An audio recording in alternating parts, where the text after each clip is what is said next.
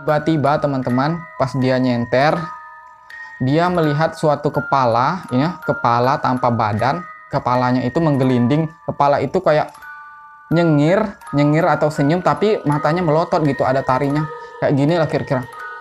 Halo teman-teman, kembali lagi di channel YouTube Anak Kos. Sebelumnya aku mengucapkan banyak terima kasih buat teman-teman yang udah selalu support. Semoga teman-temanku dimanapun berada selalu dalam keadaan sehat ya teman-teman, amin.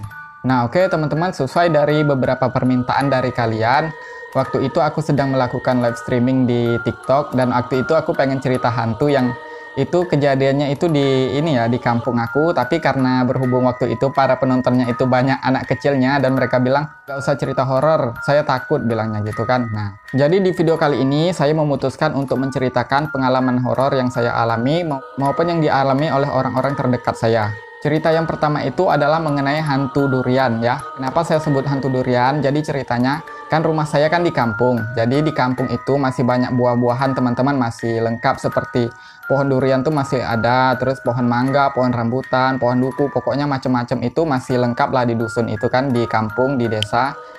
Nah, di saat musim durian itu tiba dan durian itu udah mulai matang teman-teman, jadi kita harus menunggu durian itu, karena kalau kita nggak ditungguin durian itu udah mateng, nanti pas jatuh itu bakal diambil sama orang lain teman-teman. Jadi mau nggak mau kita harus tunggu, siang malam itu kita harus tungguin teman-teman duriannya itu ya.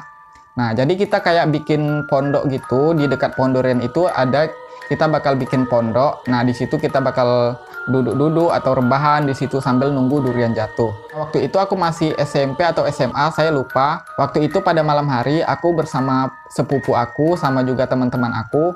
Waktu itu di belakang rumah nenek itu kebetulan ada 10 batang pohon durian dan itu berbuah semua. Dan kami pas malam hari itu menunggu durian jatuh teman-teman ya, di pondok itu. Nah itu teman-teman, kalau kita nunggu durian itu pada malam hari itu kita nggak tidur teman-teman, nggak tidur sama sekali. Dari habis maghrib kita tunggu sampai pagi itu kita nggak tidur sama sekali. Karena kalaupun kita tidur itu sama aja bohong. Kalau kita tidur itu duriannya kalau jatuh bakal diambil sama orang lain. Jangankan durian yang jatuh, itu durian yang udah kita kumpulkan di dalam pondok aja bisa hilang, dicuri orang kalau kita tidur ya teman-teman. Jadi kita kayak nggak tidur gitu. Kalaupun tidur kita pasti ganti-gantian tidurnya. Kamu tidur dulu biar aku yang jaga. Begitu juga seterusnya ya teman-teman, kayak gantian gitu. Dan juga kalian tahu sendiri kalau pohon durian itu kalau di kampung itu di belakang rumah kayak masih hutan-hutan, ada hutan-hutannya gitu. Dan kalian bayangkan itu kalau di kampung tengah malam seperti itu udah sepi banget, udah nggak ada aktivitas apa-apa lagi, udah sangat sepi, sunyi seperti itu teman-teman. Nah jadi si teman aku ini waktu itu sekitar jam 1 atau jam 2 malam itu kami sedang rebah-rebahan, sedang duduk-duduk, ada yang rebahan juga kan. Nah waktu itu dia cerita tuh. Nah ini tuh pengalaman dia sama teman dia waktu menunggu durian jatuh teman-teman, waktu dia nunggu durian jatuh pada malam hari. Jadi pada malam itu dia cerita ke saya, pada suatu malam dia itu sama temennya itu berada di dalam pondok untuk menunggu durian jatuh. Nah sekitar jam subuh lah, jam 2 atau jam 3 subuh, dia itu mendengar suara durian jatuh. Kan kita biasanya pondoknya itu nggak terlalu jauh, kita bikin pondok itu nggak terlalu jauh dari pohon durian ya teman-teman, asal nggak di bawah pohon duriannya banget gitu kan. Nah waktu itu tengah malam itu sekitar jam 2 atau jam 3 malam itu dia mendengar suara durian jatuh. Kan kita kalau nunggu durian jatuh itu kita bakal megang senter masing-masing satu. Nah ketika dia mendengar suara durian jatuh itu, dia langsung keluar tuh pengen nyari tuh durian di bawah pohon duriannya. Nah dia langsung keluar tuh dari pondok, terus dia menuju ke pohon durian itu untuk cari durian yang jatuh itu di bawah pohonnya itu kan. Nah setelah itu ya dia nih normal aja nih, karena suaranya itu benar-benar mirip sama durian jatuh gitu teman-teman ya. Ya biasa kayak durian jatuh itu bunyinya pertama kena ke daun-daun dulu, terus langsung jatuh ke tanah, itu mendentum ke tanah, seperti itulah kira-kira teman-teman. Nah pas dia nyari-nyari nih, dia nyenter-nyenter di bawah pohon durian tuh, dia nyenter-nyenter, kok nggak ada duriannya, kok nggak ada gitu, dicari-cari nggak ada. Tiba-tiba teman-teman pas dia nyenter, dia melihat suatu kepala, ya, kepala tanpa badan. Itu dia pakai taring, kepala itu menggelinding teman-teman, dia senter, kepala itu menggelinding, terus ada darah, ada taring di sininya. Terus rambutnya itu kayak keribu atau kriwil gitu, kepalanya itu menggelinding. Dia senterin kepala itu menggelinding sambil kepala itu terus hingga akhirnya kepala itu berhenti terus menghadap ke dia teman-teman, memandang ke arah dia. Kepala itu kayak nyengir atau senyum, tapi matanya melotot gitu, ada taringnya. Kayak gini lah kira-kira. Kalian bayangin tengah malam, keadaan udah sunyi ya, di belakang rumah itu udah agak hutan-hutan. Ini orang-orang udah pada tidur, mereka melihat kepala tanpa badan menggelinding, itu dia senterin. Kayak gini lah kira-kira. Nah, dia praktekin kayak gitu. Sumpah itu serem banget, ada taring, ada darah. Terus matanya melotot. Tuh aku aja sampai apa ya? Dia ceritain ya, kita sedang menunggu durian jatuh. Waktu itu tengah malam pula, kita lagi di pondok nunggu durian jatuh. Dia malah ceritain kayak gitu. Aku jadi kayak langsung merinding gitu teman-teman ya.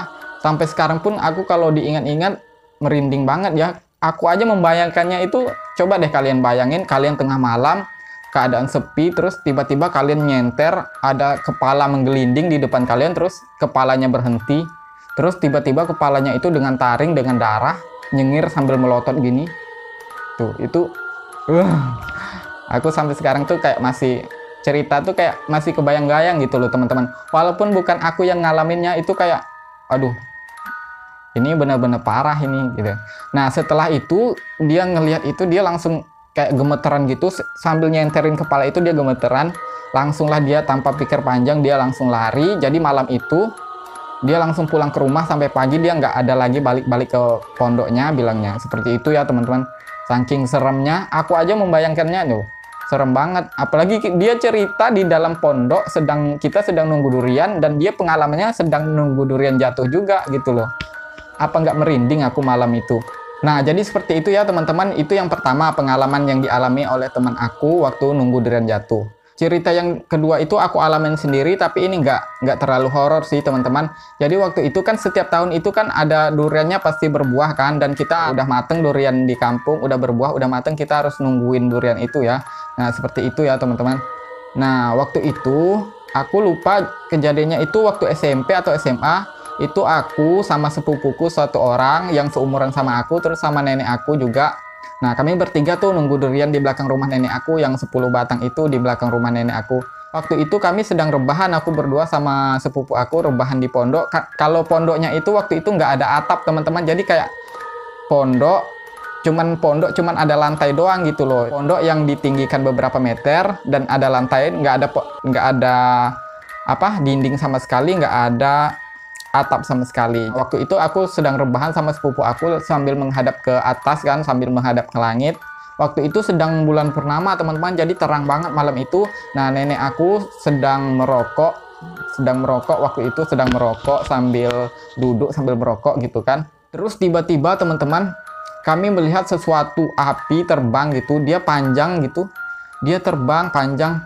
Kami kira itu bintang jatuh, tapi kalau dirasa bintang jatuh itu nggak mungkin, karena posisinya itu sangat dekat, sekitar di atas pohon durian itulah teman-teman ya. Kalau bintang jatuh kayaknya itu nggak mungkin, karena itu terlalu dekat posisinya, dan bentuknya itu panjang seperti rantai api yang terbang gitu teman-teman ya. Nah, biasanya teman-teman kalau yang seperti itu tuh kiriman dari orang gitu, seperti teluh atau santet, itu tuh kiriman orang yang sedang menuju ke rumah targetnya. Nah, kata orang sih kalau misalnya santet atau teluh yang dikirim itu waktu terbang menuju ke rumah target itu dilihat sama orang sedang menuju rumah itu, maksudnya sedang terbang itu, katanya dia nggak bakal nyampe ke rumah si targetnya, dia bakal kayak hancur sendiri gitu teman-teman. Cuman aku nggak tahu kalau masalah ini apa benar apa enggak. Yang penting waktu itu ketika kami lihat itu dan kami tunjuk, apa itu gitu kan.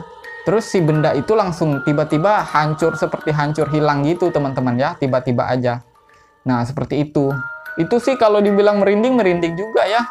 Masa kita sedang enak-enak rebah-rebahan, terus tiba-tiba ada sesuatu yang terbang, dan itu adalah kiriman orang berupa teluh santet, saya nggak tahu juga. Itu serem juga sih teman-teman, waktu tengah malam jam 2 atau jam 3 gitu kan. Terima kasih buat kalian yang udah support. Terima kasih sudah nonton video ini. Saya doakan semoga teman-teman semua selalu dalam keadaan sehat ya teman-teman. Amin. Nah, oke teman-teman, videonya sampai di sini dulu. Sampai ketemu di video selanjutnya.